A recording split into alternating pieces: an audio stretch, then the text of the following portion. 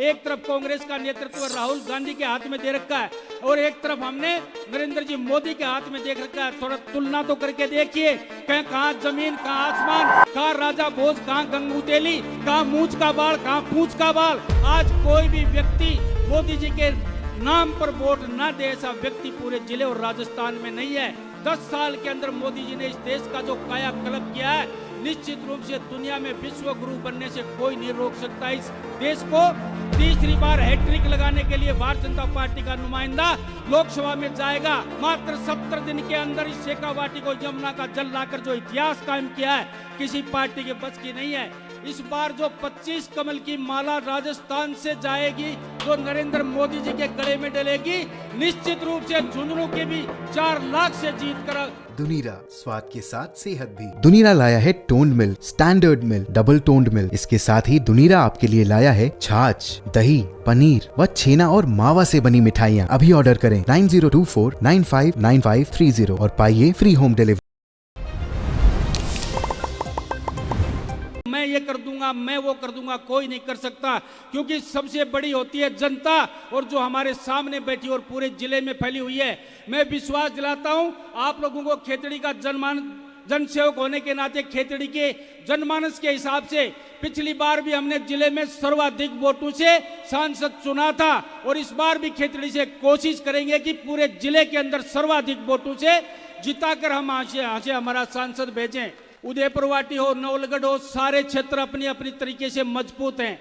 यहाँ पर विधानसभा चुनाव में हम 2 विधायक जीते, निश्चित रूप से ये बात जिले के लिए दुर्भाग्यपूर्ण है। लेकिन आज तो मोदी जी का सवाल है, बीजेपी और कांग्रेस का सवाल है। आप सब लोग कह सकते हो कि मोदी जी के बारे में जब भी गांव में बात करोगे, खेत खलियान में बात करोगे, नुक्कड़ पे चौराहे पे बात करोगे, व्यापारी से बात करोगे, कर्मचारी से बात करोगे, बुजुर्ग और नौजवान से बात करोगे, आज कोई भी व्यक्ति मोदी जी के नाम पर वोट ना दे ऐसा व्यक्ति पूरे जिले और राजस्थान में नहीं है। इस बात को लेकर हमको चलना है। ये देश भी यही था, ये प्रदेश भी यही था, ये मौसम भी यही थे, ये जात, समुदाय, धर्म और यही थे। लेकिन आज 10 साल के अंदर मोदी जी ने इस देश का जो कायाकल्प किया है, निश्चित रूप से दुनिया में विश्व गुरु बनने से कोई नहीं रोक सकता इस देश को। ये मैं कहना चाहता हूं, 70 साल की आजादी के अंदर क्या बना दिया था इस देश का, जो कांग्रेस के शासन में जो राज थे। मैं कहना चाहता हूं, ये हिंदुस्तान विश्व गुरु था, जगत गुरु था। दुनिया का कोई भी नुमाइंदा हिंदुस्तान की सरजमी पे जब पैर रखता था तो इसकी मिट्टी को उठाकर अपने माथे से तिलक लगाता था और अपने आप को धन्य और पवित्र समझता था। लेकिन कांग्रेस के राज में इस देश की परवाह नहीं की गई।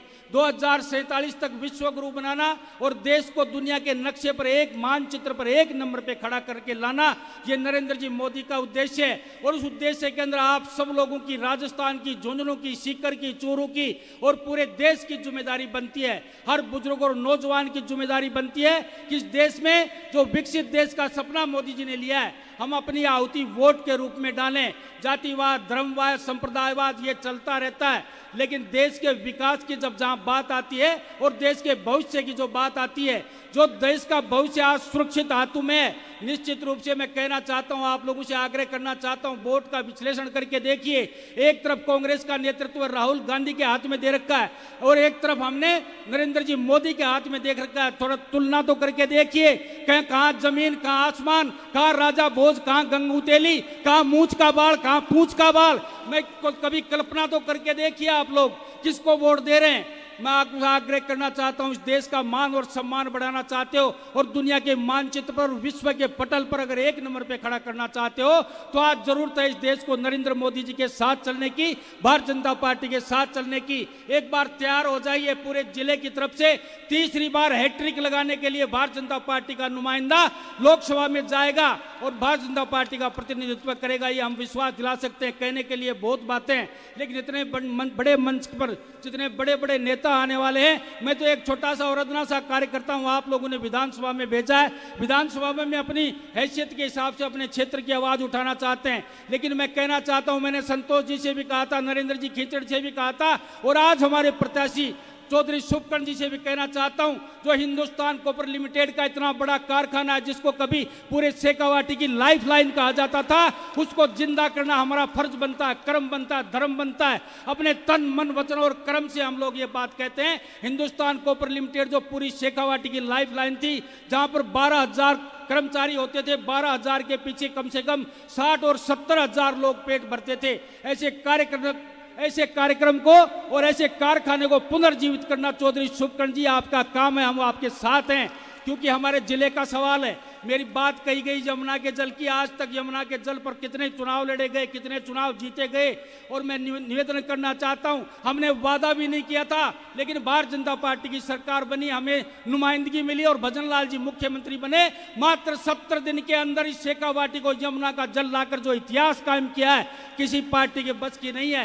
हरियाणा और राजस्थान की गवर्नमेंट में जो एमओयू हुआ, हमारे गजेंद्र शेखावत जी के नेतृत्व में जो एमओयू हुआ, निश्चित रूप से आपको पीने के पानी का जल मिलेगा और सिंचाई के लिए आपको भी जल मिलेगा। ऐसे जो कार्य होते हैं, मैं समझता हूं कोई भी पार्टी विकास के कार्य में नजर नहीं रखती है। जातिवाद धर्मवाद में चुनाव लड़ने का जमाना चला गया। नौजवान साथियों, आपसे आगाह करना चाहता हूं, विकास के साथ चलिए, देश की तरक्की के साथ चलिए, इतना निवेदन करना चाहता हूं। खेतड़ी की तरफ से, मैं खेतड़ी का जनसेवक होने के नाते आपको आश्वस्त दिलाता हूं कि ज्यादा से ज्यादा मित्रों से आपको जिताकर लोकसभा में भेजेंगे, निश्चित रूप से। इसी वादे के साथ यही कहना चाहता हूं कि पीर हो गई है पर्वत सी, अब ये पिघलनी चाहिए, हिमालय से फिर कोई गंगा निकलनी चाहिए।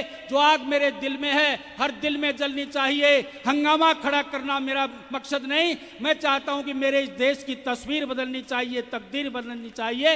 इसी आशा विश्वास के साथ, कम कहिए हुई को ज्यादा समझना, मैं अपना कथन समाप्त करते हुए अपनी वाणी को विराम देता हूं। सबको राम राम, बहुत बहुत धन्यवाद।